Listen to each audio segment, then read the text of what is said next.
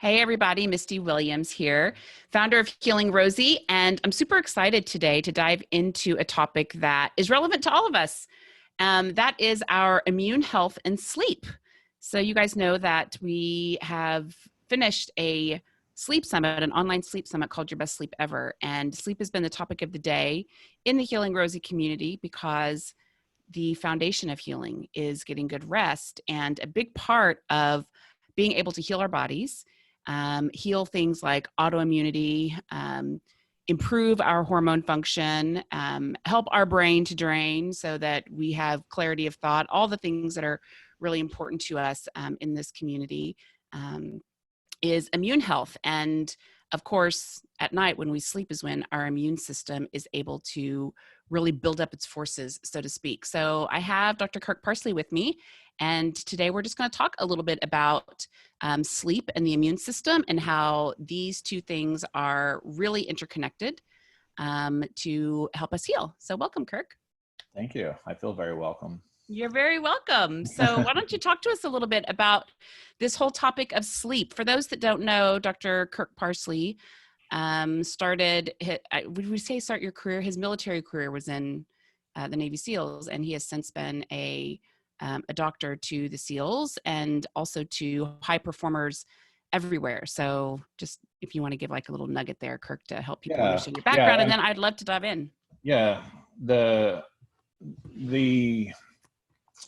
things that I talk about usually when I talk about immunity, with the specifically around the immunity aspect, if most people have heard of what's called the fight or flight system, right? And what that essentially is you have hormones in your body, cortisol being the one that people always talk about. It's big, slow, easy to measure, stays around a long time. So it's an easy one to measure. There's lots of other hormones involved, but basically we call those stress hormones, and stress hormones keep you alert and awake in proportion to your environment.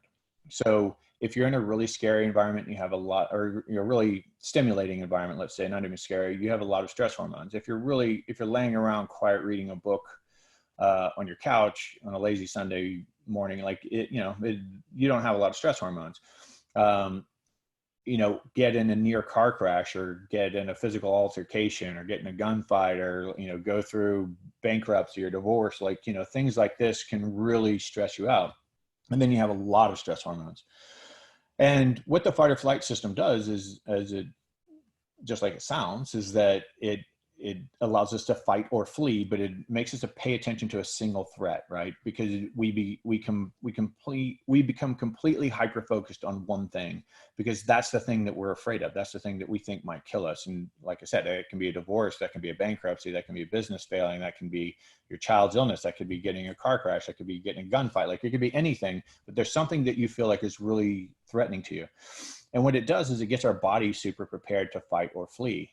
So our pulmonary trees dilate and we take in a lot more air. Our pupils dilate and we take in a lot more light, a broader scope of vision, even though it seems like we have tunnel vision because we're only paying attention to one thing. Our heart rate goes up, our blood pressure goes up, our blood glucose goes up, and our physical bodies become much more capable, right? They're faster, they're stronger, they have a higher pain threshold, faster reflexes, and you're able to fight or flee and get away from the threat. Now, why wouldn't we just run around like that all the time? If we're superhuman, why wouldn't we just do it all the time? Well, because there's a physiological cost to that, right?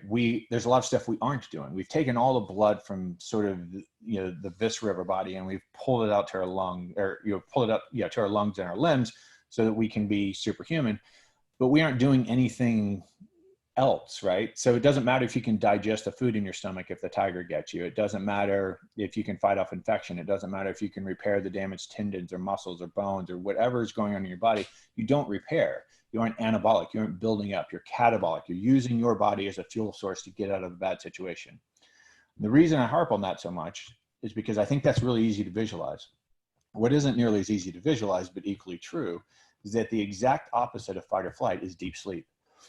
So when you're in deep sleep, your body is essentially useless. Your senses are essentially useless. They still work, but you're not paying attention to any of them. And your body is, hardly moving. Your blood pressure is low and all that. But everything else, all that digestion, viscera, sexual reproduction, immune system repair. You're repairing your damaged tissues, as you alluded to earlier. The structural neurons in your brain shrink down. They allow fluid to go through there and pump waste products out. You're getting rid of waste. You're building nutrients, and you're becoming anabolic. So you're rebuilding yourself, and you're rebuilding your brain and body to be stronger and better the next day. But you're also fighting off infections, whether that's bacteria, parasite, viral, doesn't matter. You're fighting off infections and you're repairing damaged tissues. So that is actually the peak of the immune system. Now, you wake up the next day with an immune system that's based on how well your immune system ramped up during deep, slow wave sleep cycles, stages 3 and 4. So if you get a really big, robust immune period during your sleep, you're going to wake up with a fairly good immune system and fairly low cortisol, fairly low stress hormones. Because if you repair, then you don't need stress hormones. You've repaired, right? So there's not as much stress on your body. So you wake up with lower levels of stress hormones, and you wake up with a better immune system. Now, conversely, if you don't sleep well, or if you don't sleep enough, your body still has to do tomorrow. Like tomorrow, the sun still comes up and the day still happens. And so you have to get up and do tomorrow. And how do you do that? You do it by stress hormones. You become catabolic. You use your body as a fuel source, including decreasing your immune system, because that's an energy suck. So the more stressed you are, the closer you are to fight or flight, the less capable your immune system is, right? Makes sense. So if you live, let's say if you live a really calm, stress-free life, you're down here maybe, and this is maybe ideal, and fight or flight's up there. Well, if you're stressed, maybe you're halfway to fight or flight, which means that you've decreased your immune system by half. You've decreased your cognitive functioning by half. You've decreased all sorts of things, all the things that don't happen well. Your brain essentially doesn't work when you're in fight or flight, right? I mean, you couldn't ask somebody their name if they're in a gunfight and they'll be able to tell you, right? It's just like maximum stress, like everything is like shut down. They're super impulsive, and there's no cognitive thinking going on. There's no emotional categorization. There's no deep thought. And so we rid ourselves of all of that stuff. And then that begets more stress because, you're stressed and you're not thinking well. And we pay attention to scary things when we're under stress. That's what fight or flight does. It makes us pay attention to the threat.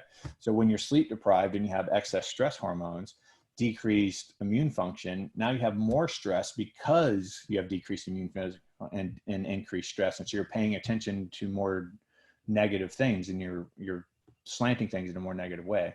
So then you don't sleep well because you have high stress hormones. Those keep you awake. And then when you don't sleep well, you have higher stress hormones the next day to make up for the fact that you didn't sleep well. So it's a never ending, self-propagating downward spiral. And the only way to get out of that is to get out of that. Like you have to get rid of the stress, and you have to improve the sleep. So there's so many people in the Healing Rosie community, especially, who can nod their head as they're listening to you talk about fight or flight and the state that they might find themselves in their own life. I get emails every day from people who are telling me that they can't shut their brain off at night to sleep, and sleep is elusive for them, and they really struggle whenever it comes to falling asleep or staying asleep. And with modern life and the stressful world we live in, and the 24-hour news cycle and fear being perpetuated out of every speaker, and it's no wonder that we're struggling to sleep. And this is something that you've kind of put your stake down in your career and committed to offering a solution to help people. So I'd love for you just to tell us a little bit about Doc Parsley's sleep remedy, what it is, what's in it, and how it can help people sleep. Okay. Now, let me first preface this with the plug. I don't know. My team can get it to you. You can list it however you want to, but I actually have a PDF with some advice on. It's a free download. You can just download, print it off. But it has a structure for decreasing stress around sleep, and it's not super involved. Anybody can learn it in 15 minutes and then implement it in 30 minutes or something. So it's a pretty easy thing to do. So the first thing is you have to control stress, right? I mean, it's not like you can take my supplement and go, hell with it, to do whatever I want to now. Like, it doesn't work that way. Like, my supplement is supplemental. That's why it's called a supplement. The behavioral change is first. That's the most important thing. And then the supplemental to that would be the supplement, which I developed while being a doctor for the SEAL teams. Because what's happening was they were, working at night sometimes, working in the day sometimes, traveling all over the world, obviously, working 3 or 4 nights in a row, then working some days, and then, working nights and days, and then not sleeping. It's just completely chaotic sleep cycles. And so it's very common that they have the opportunity to sleep, but they don't feel sleepy, and they know they're not going to have an opportunity in the near future. So they really want to sleep. So they're using sleep aids. And then the problem with sleep aids is that, become habit forming, and then people eventually couldn't sleep without sleep aids. And then they couldn't sleep with sleep aids. So then they were adding alcohol to their sleep aids. And the SEAL mentality, if 1 is good, 2 is better, 3 is great, so now you have three times the recommended dosage of Ambien and 3 cocktails before they go to bed. And then they're getting crappy sleep, and they're having really bad performance issues the next day. And they've been doing it for years and years. And so, they came to me not complaining about sleep because we're tough, right? And we know that if you're just tough, you don't have to sleep. Sleep's an optional luxury, right? And I mean, I chose the 2 worst professions for that. Being a SEAL, they don't value sleep, and being doctors, they don't value sleep. The worst 2 professions ever. And so I got to convince these guys, no, it actually matters if you sleep, and it affects your hormone, and it affects your mood, and it affects your cognition, and it affects your memory, and it affects your pain levels and everything about you.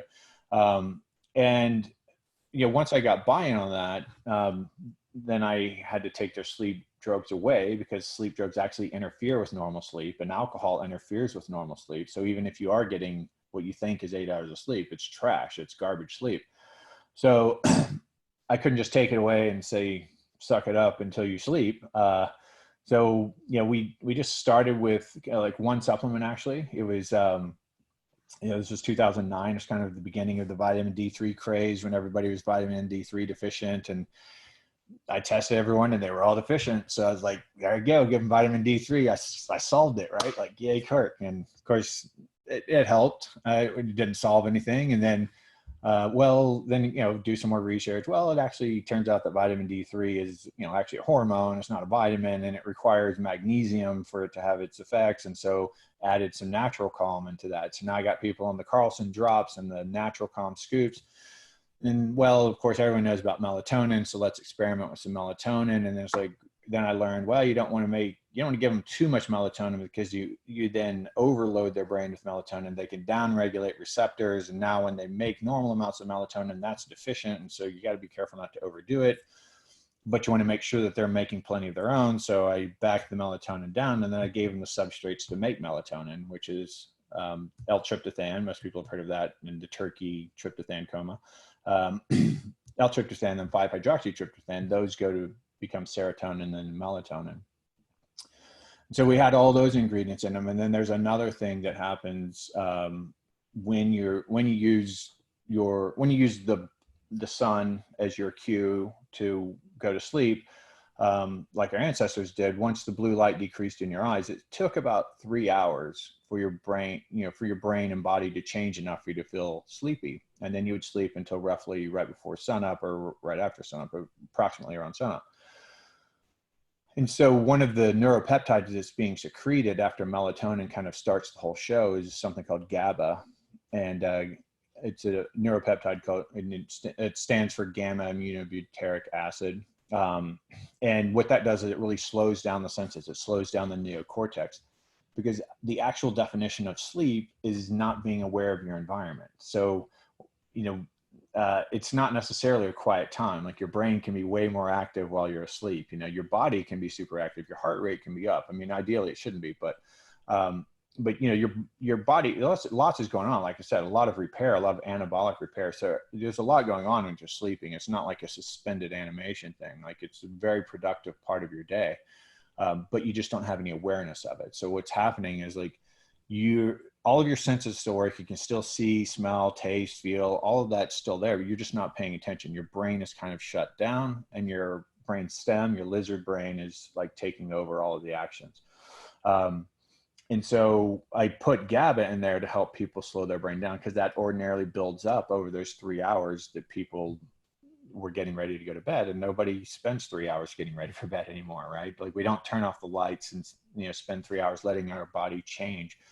And so the whole idea of the supplement was just like to super concentrate everything in there, and hopefully in approximations that were similar to what you would have seen had you spent 3 hours getting ready for bed, and you didn't have artificial light, and you didn't have activities and too warm of a house or too bright of a house, or too much work or stress or whatever.